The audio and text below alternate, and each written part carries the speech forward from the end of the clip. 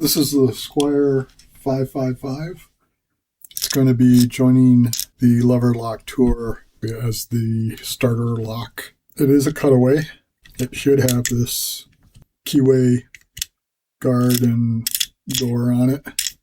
If you use a screwdriver or just something similar, you should be able to pry it up at the front, and it's hooked in at the back.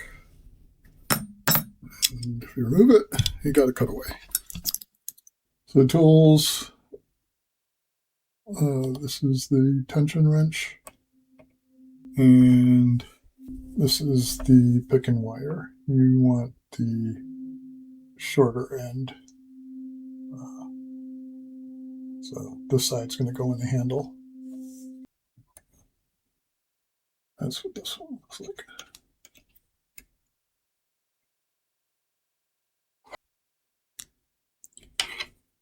This standoff can sometimes slip back a little bit, so it'll protrude out of here a little ways. If it does, just like, press it against the table like that, squeeze it back out. So, I'm going to try to spike it to see if I can get it to stay put better. I haven't actually started silver soldering yet. Otherwise, I would silver solder that in, but it'll have to do. So if you use the key, the various bitting all make the levers all line up at the same time so that the bolt can go through. And once it's back here, it's unlocked. And if you do that while picking, you're going to have to just keep going the rest of the way with the tensioner and either use the key or pick it in the opposite direction to unlock it. I recommend just using the key.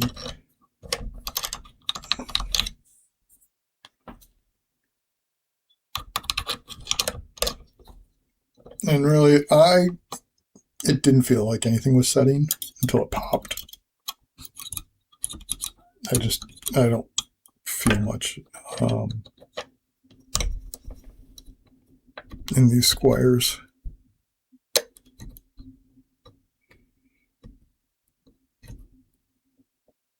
But like on this front lever, you can see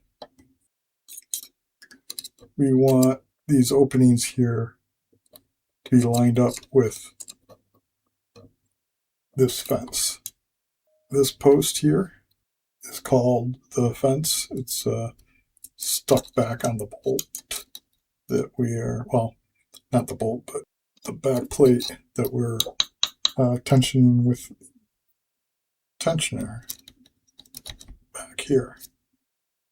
And we need to get the levers, the gates in them, up high enough so that the fence can pass through to here.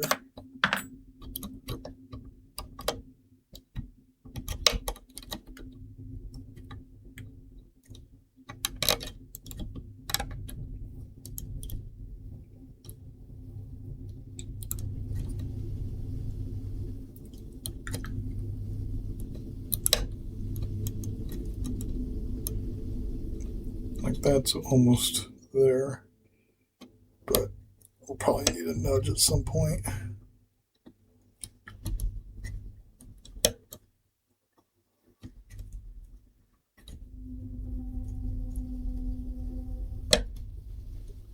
That felt like it is set.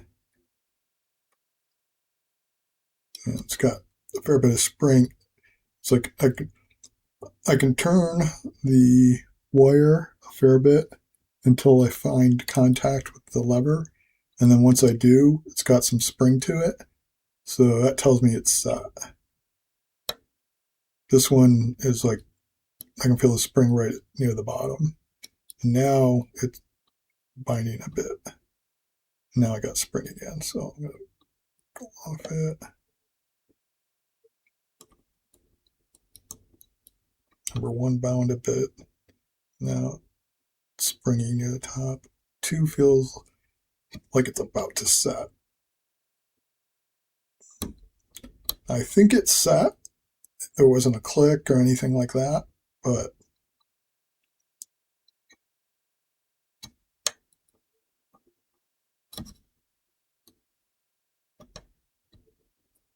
So right now, I think 4, 3, and 2 are all set. They're up near the top. They got some spring, and there's no. It's not a tapered type of spring to it, where it's a little stiff and then you get the spring. It's just right immediately you go from there's nothing there to as soon as you make contact, there's spring to it. That's what tells me it's set. Like number 1 here, I just felt it give a little bit. It's definitely binding, and there it goes.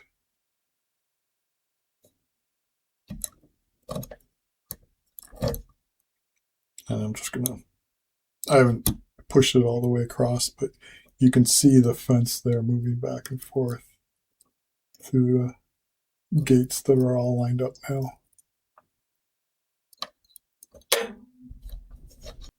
Yeah, so that should be a fairly straightforward intro to levers.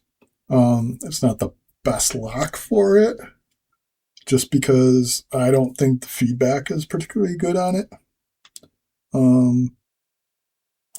It's kind of like using white and yellow belt locks to train for like pin tumblers. A lot of them are just, they're not the best. But the nice advantage that this has over the other locks that I have included with the clear covers is that there is no change in feedback. If you learn to pick this with the Cutaway, it won't feel any different when you put this back on the shield.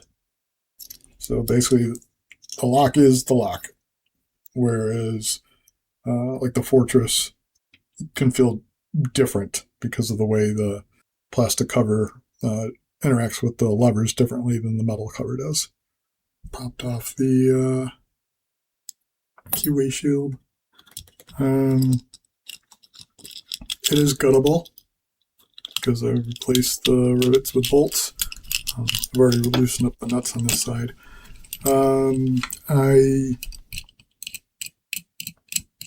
It is guttable, and it's not terribly difficult, but it's slightly more complicated than you would guess at first glance. Not to disassemble, but to assemble.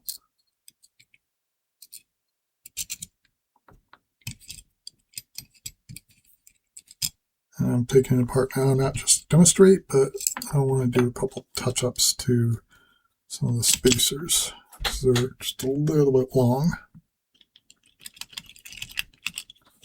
But I wish I had made better pictures of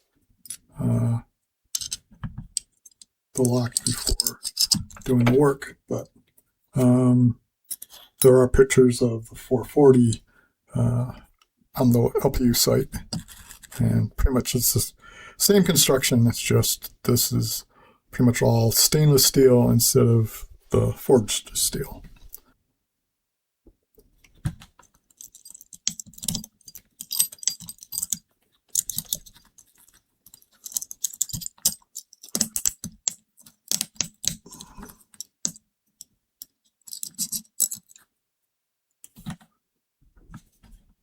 I cut stainless steel tubing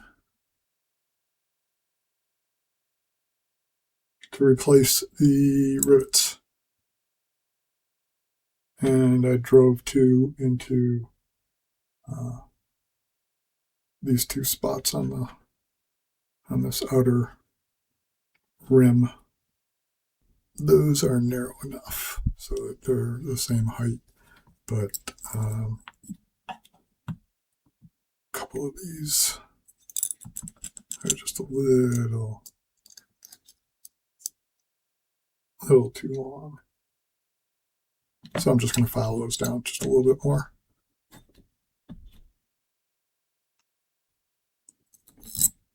And, oh yeah, it's just 2 of them, because I had cut 5 of them, but this one doesn't take one. If you're going to take it apart. This is how I would do the reassembly. Part with the kink on the right side. Put the bolts through the faceplate and have the faceplate sitting down. Washer, then shackle, then washer on that one. Kind of squeeze it together a little bit.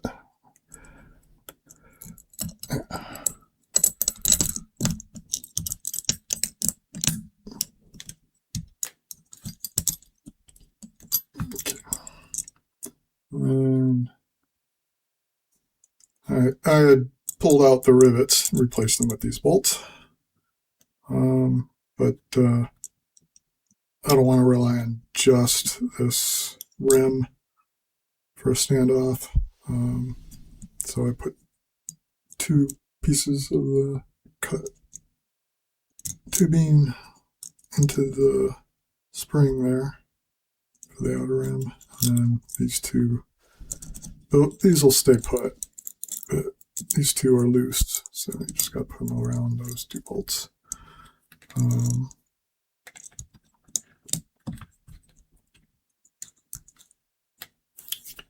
And then rather than trying to flip this over, the bolts will be loose and will fall out. The springs hold the lever pack on pretty well. So you can just take the back and flip it over. Yeah, and I had to draw up these holes a little bit more to the 3mm, so the 3mm bolts would fit.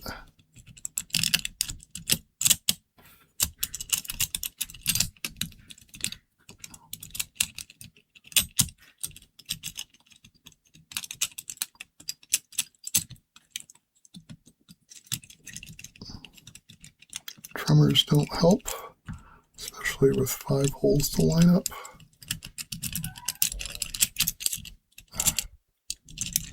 Yeah, even the simplest things can be really aggravating.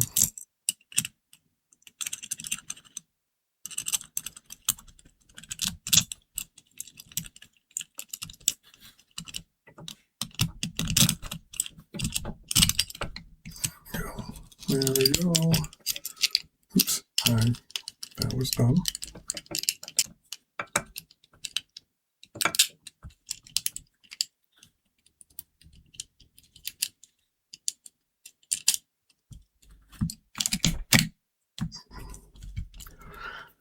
Yeah, don't do that.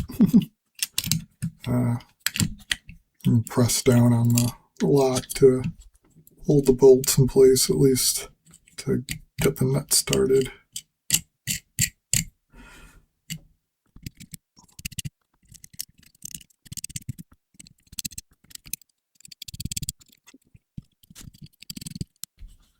And they're 2mm heads, hex heads.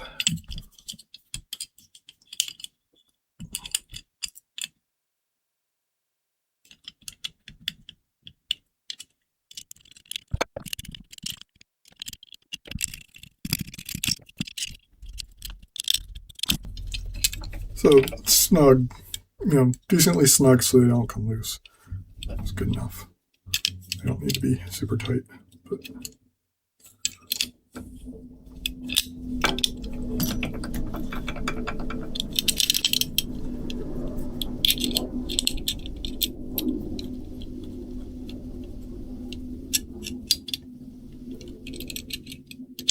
oh, that's right. It was already locked when I took it apart. So I have to unlock it to get the shackle down.